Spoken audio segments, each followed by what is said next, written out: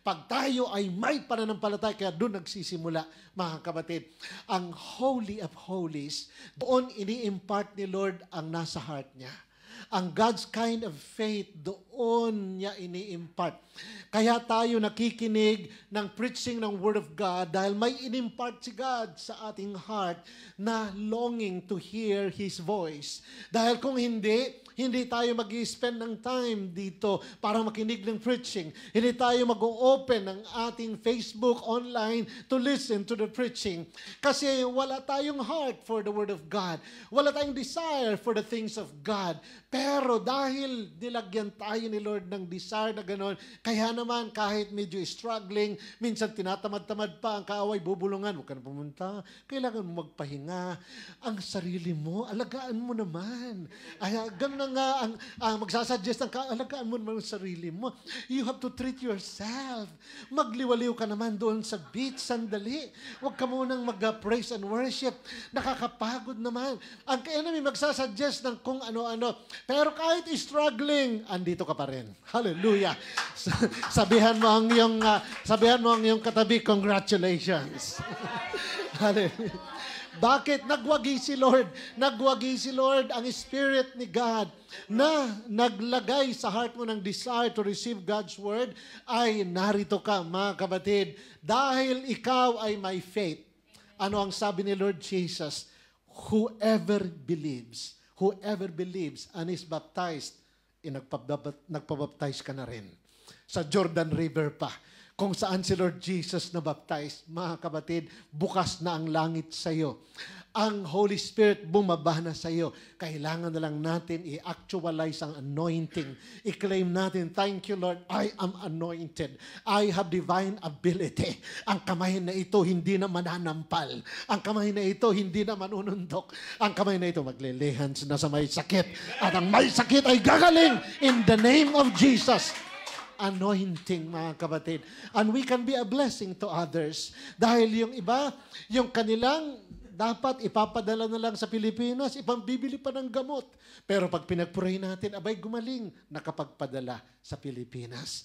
Mga kapatid, ang kaaway, ang gawain talaga to steal, to kill, and to destroy. Nanakawan tayo ng nanakawan. Pero ang gusto ni Lord, gamitin niya tayo maging channel of blessing para ang gustong nakawan ng enemy may stop in the name of Jesus, dahil pagagalingin. At ang sabi ng Panginoon, you will drive out even demons.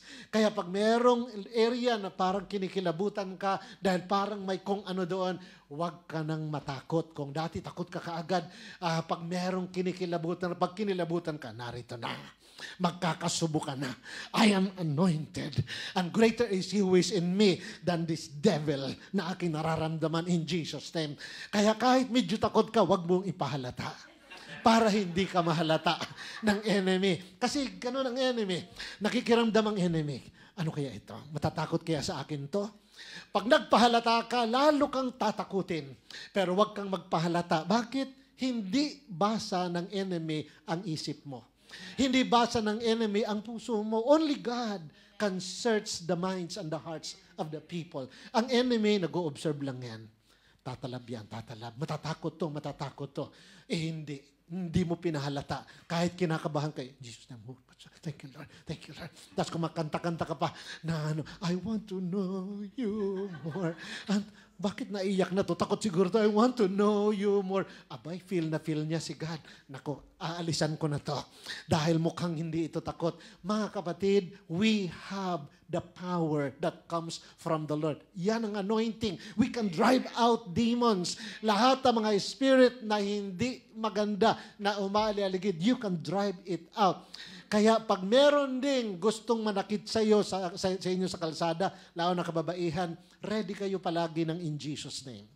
Ready kayo palagi ng in Jesus name. Pag merong medyo itim-itim dyan ang espiritu. Hindi naman tayo sa mga kulay.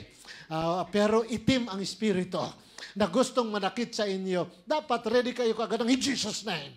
In Jesus name, kikilabutan yon. Pag in Jesus name mo merong faith. Bakit?